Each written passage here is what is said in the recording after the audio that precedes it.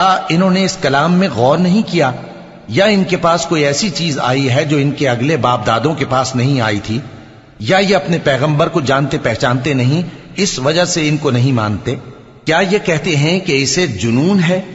نہیں، بلکہ وہ ان کے پاس حق کو لے کر آئے ہیں، اور ان میں سے اکثر حق کو ناپسند کرتے ہیں۔ اور اگر معبود برحق ان کی خواہشوں پر چلنے لگے تو آسمان اور زمین اور جو ان میں ہیں سب درہم برہم ہو جائیں۔ بلکہ ہم نے ان کے پاس ان کی نصیحت کی کتاب پہنچا دی ہے، اور یہ اپنی کتاب نصیحت سے منہ پھیر رہے ہیں۔ کیا تم ان سے تبلیغ کے صلے میں کچھ مال مانگتے ہو؟